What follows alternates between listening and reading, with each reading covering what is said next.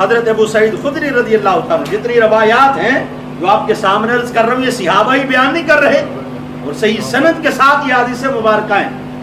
ہم کہتے ہیں لوگوں کے سامنے دین کو غلط رنگ کے اندر بیان نہ کرو، لوگوں کے اندر بگاڑ پیدا نہ کرو، اس امت کو تقسیم کرنے کی بات نہ کرو، اس امت کو بتلاؤ کہ حضور نبی کریم صلی اللہ علیہ وسلم نے اپنی اہل بیت اطہار سے بھی پیار کیا اور اپنے صحابہ سے بھی پیار کیا۔ لوگوں کو تقسیم نہ کرو، لوگوں کے اندر نفرتیں پیدا نہ کرو، بلکہ لوگوں کے دل کے اندر ان کی محبت پیدا کرنے کی کوشش کرو۔ اس لیے ان تمام کی محبت کو حضور نے اپنی محبت قرار دیا ہے۔ آقا علیہ الصلوۃ والسلام نے ان کی محبت کو اپنی محبت کہا ہے۔ حضرات محترم حضرت ابو سعید خدری رضی اللہ تعالیٰ کیا بیان کرتے ہیں؟ فرمایا آقا علیہ الصلوۃ والسلام ارشاد فرماتے ہیں، قال رسول اللہ صلی اللہ علیہ وسلم، کہ حضور نے خود بیان فرمایا، الحسن والحسین سیدا شباب اہل الجنہ، اے لوگوں سن لو، میرا حسن اور حسین دونوں جنتی نوجوانوں کے سردار ہیں۔ دونوں جو ہیں وہ جنتی نوجوانوں کے سردار ہیں۔ آج کچھ لوگوں کو یہ بھی غلط فہمی ہو، وہ کہتے ہیں کہ ہم دیوبندی ہیں، اہل سنت و جماعت ہیں، اور وہ یزید کے تابع دار بن کے بیٹھ گئے، وہ یزید کے حمایتی بن کر بیٹھ گئے، وہ یزید کو امیر المومنین کہنے لگے، جس کو ڈاکٹر ذاکر نائک کہتے ہیں، انڈیا کا وہ ذاکر ہے، وہ بڑا عالم سمجھا جاتا ہے اس کو۔ اس سے جب پوچھا گیا کہ یزید کے بارے میں تمہارا کیا عقیدہ ہے، تو وہ کہنے لگا وہ امیر المومنین ہے۔ اب جب تم اس کو اپنا امیر المومنین مان رہے ہو تو پھر بتاؤ حضرت امام حسین کے بارے میں تمہارا کیا خیال ہے؟ اگر وہ امیر المومنین ہے جو فاسق ہے، جو فاجر ہے، فاسق و فاجر حکمران کی، حاکم کی اتباع کرنے سے حضور نے منع کی ہے، تو تم اس کو اپنا امیر المومنین کس انداز کے اندر مان رہے؟ کہتے ہیں جی ہمیں سکا روایات دکھاؤ کہ وہ فاسق و فاجر تھا۔ اس کا دفاع کرنے کے لیے ان کو روایات بھی نہیں ملتی، ان کو نظر نہیں آتا کہ روایات موجود ہیں کہ یزید فاسق و فاجر تھا، وہ زانی تھا، وہ شرابی تھا، اور حدود اللہ کو پامال کرنے والا، حدود اللہ کو توڑنے والا تھا۔ ان روایات کو روایات نہیں سمجھتے، وہ کہتے ہیں یہ من گڑت ہیں، یہ بات کے اندر بنائی گئی ہیں۔ حضرات محترم اگر حضرت امام حسین رضی اللہ تعالیٰ مدینہ کو چھوڑ کر گئے ہیں، دربار مصطفیٰ صلی اللہ علیہ وسلم کو چھوڑ کر گئے ہیں، کعبہ معظمہ کو حج کی ایام کے اندر چھوڑ کر گئے ہیں، تو پوچھو نا امام عالی مقام سے ایسا کیا خاص کام تھا کہ جس کے لیے حج کے دنوں میں آپ مکہ المکرمہ سے روانہ ہوئے، جبکہ لوگ مکہ المکرمہ آ رہے تھے، آپ وہاں سے نکل رہے تھے، ایسا کیا خاص کام تھا؟ تو آپ کا عمل یہ بات بتاتا ہے، آپ کے پاس آنے والے خطوط یہ بات بتاتے ہیں، زندگی رہی تو حج اور بھی ہوتے رہیں گے، زندگی رہی تو کعبے کا طواف بھی کیا جا سکتا ہے، زندگی رہی تو یہ ثواب حاصل کیا جا سکتا ہے۔ اب حج مجھ پر فرض نہیں ہے، بلکہ مجھ پر فرض یہ ہے کہ میں نانا کا دین لوگوں کو بچا کر دے گا۔ مجھ پر فرض حج نہیں ہے، مجھ پر فرض یہ ہے کہ لوگ مجھے بیعت کے لیے بلا رہے ہیں، میرے ہاتھ پر بیعت ہونا چاہتے ہیں، اور لوگوں کے خطوط 1 یا 2 یا 10 یا 20 خطوط نہیں، ہزاروں کی تعداد کے اندر خطوط ملے، تو امام عالی مقام نے پھر کوفہ کا سفر کیا ہے، مگر نہ آپ کبھی کوفہ کی طرف نہ جاتے، بلکہ آپ حج کو ترجیح دیتے، کیونکہ یہ وہ اہل بیت طہار ہیں جن کا جینا بھی مدینہ میں تھا، جن کا مرنا بھی مدینہ میں تھا، جن کا جینا بھی مکہ میں تھا، جن کا مرنا بھی مکہ میں تھا۔ لیکن آپ نے کہا نہیں، اس وقت مکہ اور مدینہ اعلیٰ نہیں ہے، اس وقت مکہ اور مدینہ کی عظمت میرے ذہن میں نہیں ہے، میرے ذہن میں یہ ہے کہ نانا کا دین بچ جائے، میرے نانا کے دین کو نقصان نہ پہنچے۔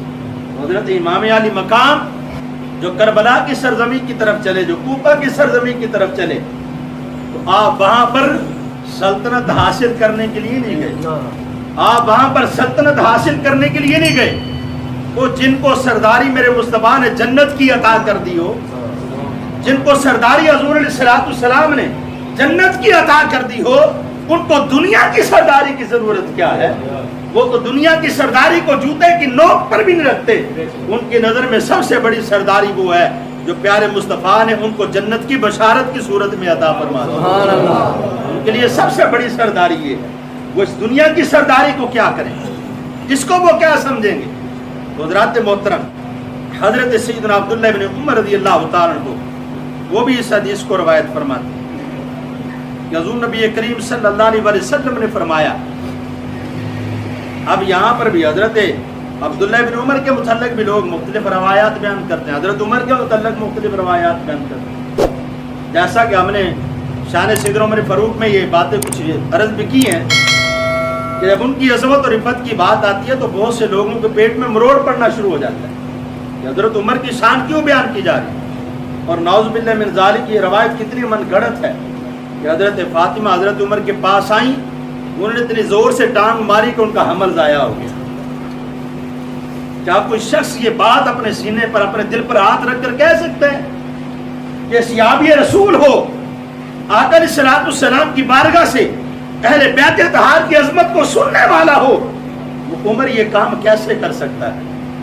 وہ عمر جو حسن و حسین کو کہے کہ لکھ دو کہ میں تمہارا غلام ہوں, وہ حضرت عمر کیسے یہ گوارا کر سکتے ہیں کہ حضرت فاطمہ کو ٹانگ مارے؟ وہ حضرت فاطمہ کو نقصان پہنچانے کے بارے میں سوچ بھی نہیں سکتے. تم ان کے متعلق یہ رائے قائم کرتے ہو, لوگوں کو یہ عقیدہ دیتے وہ اہل بیت اطہار کے مخالف تھے. وہ خود بھی اہل بیت اطہار کے غلام تھے, ان کے بیٹے بھی اہل بیت اطہار کے غلام تھے.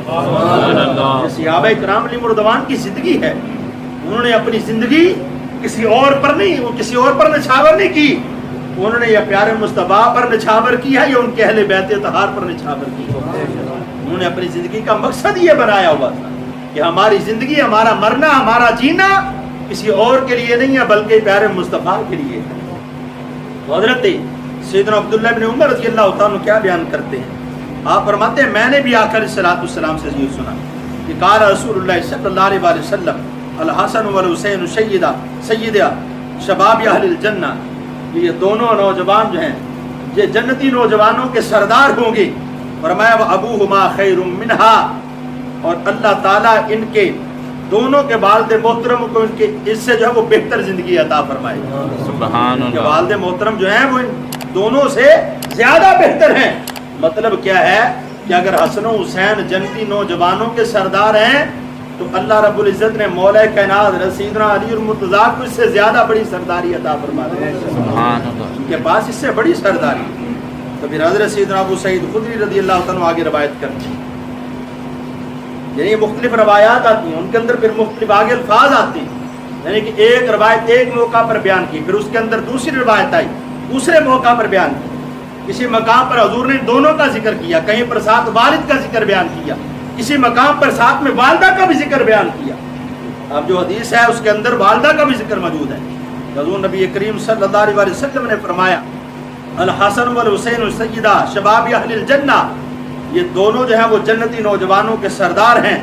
وفاطمۃ سیدۃ نسائہم, اور جو جنتی عورتیں ان کے سردار میری بیٹی فاطمہ ہیں. سبحان اللہ. یہ حدیث صحابی رسول بیان کر رہے ہیں اور حضرت ابو سعید خدری بیان کر رہے ہیں. اور پھر آگے فرمایا الا ما کان لمریم ابنت عمران, سوائے مریم بنت عمران کے. حضرت مریم بنت عمران جو ہیں, حضرت مریم سلام اللہ علیہ جو ہیں ان کا مقام الگ ہے, ان کا مقام اپنی جگہ پر ہے. باقی جتنی خواتین ہیں خالق کائنات نے تمام خواتین کا سردار حضرت سیدہ فاطمہ الزہرا کو بنا رکھا. سبحان اللہ. یہ جنت کے اندر ان کا مقام ہوگا. حضرات محترم اس لیے یہ تمام روایات جو ہم تک پہنچتی ہیں, یہ کربلا کا منظر پڑھنے سے پہلے, کربلا کی شہادتیں پڑھنے سے پہلے, یہ روایات یہ حدیث پڑھنے سے پہلے جو آج لوگوں کے دلوں کے اندر خلل پیدا کرتی ہیں کہ شاید اہل سنت و جماعت اہل بیت اطہار سے پیار نہیں کرتے, شاید اہل سنت و جماعت اہل بیت اطہار کو مانتے نہیں ہیں. ان لوگوں کو کان کھول کر یہ بات سن لینی چاہیے, اہل سنت و جماعت ہی اہل بیت اطہار کو مانتے ہیں. ہم من گڑت روایات کے قائل نہیں ہیں, ہم تو ان روایات کو مانتے ہیں جو زبان مصطفیٰ سے نکلی ہوئی ہے. ہم بعد والے جو یہ آج کل کے لوگ اٹھے ہوئے ہیں نا, بڑے بڑے عجیب قسم کے جو ملا اٹھے ہوئے ہیں, جو عجیب طرز کے لوگوں کے سامنے جو ہے وہ اہل بیت اطہار کی شان بیان کرتے ہیں, ہم اس کے قائل نہیں ہیں. اس لیے ہم اہل بیت اطہار کو انبیاء سے آگے لے کر نہیں جاتے. یہ بات ذہن میں رکھیں. چونکہ آج جو ذاکرین ذکر کرتے ہیں جن لوگوں کا، وہ اس بات کو برملا برسر ممبر بیان کرتے ہیں، اور ان کی زبان سے نکلے ہوئے الفاظ ان کیمروں نے ریکارڈ کر کے محفوظ کر لیے، ان کو محفوظ کر کر نیٹ پر ڈال دیا گیا ہے، اور آج جو بھی چاہے سننا چاہے ان کی زبانوں سے نکلے ہوئے الفاظ سن سکتا ہے کہ نبیوں سے بڑا درجہ اہل بیت اطہار کا ہے، جبکہ کائنات کے سارے لوگ مل جائیں، تمام صحابہ مل جائیں، تمام نبیوں کے تمام صحابہ مل جائیں، تمام نبیوں کی تمام آل مل جائے، سب مل کر بھی کسی ایک نبی کی نبوت کے درجے کو نہیں پہنچ سکتے۔ یعنی سنت و جماعت کا یہ مسلمانوں کا متفقہ عقیدہ ہے کہ جتنے بھی لوگ مل جائیں، کائنات کے بڑے بڑے صوفی عابد زاہد شامل ہو جائیں، محدث کتب ابدال شامل ہو جائیں، اس کے اندر غور شامل ہو جائیں، حتیٰ کہ تمام صحابہ تمام نبیوں کی آل اس کے اندر شامل ہو جائے، سب کا درجہ جمع کیا جائے، پھر بھی کبھی نبوت کے درجے کو نہیں پہنچ سکتا، کسی ایک نبی کے نبوت کے درجے کو نہیں پہنچ سکتا۔ تو تمام نبیوں سے افضل ہونا تو بات کی بات ہے۔ حضرات محترم، پھر اس سے آگے چونکہ ہمیں آج عقیدے کی اصلاح کی بھی ضرورت ہے کہ ہم اہل بیت اطہار سے محبت بھی کریں، ان سے پیار بھی کریں، اور ساتھ میں اپنے عقیدے کی درستگی بھی کریں۔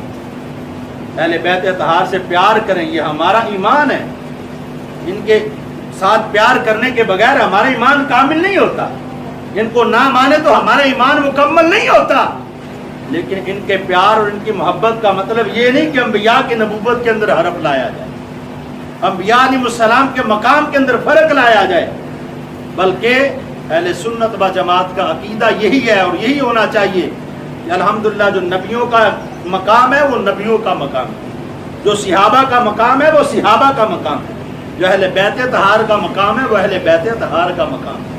ہر ایک کو جو مقام، جو عزت، جو شرف ملا ہے، اسی شرف اور عزت کے اعتبار سے ان کو مانا اور تسلیم کیا جائے، یہی صحیح مسلمان ہونے کی دلیل ہے۔ وآخر دعوانا ان الحمدللہ رب العالمین۔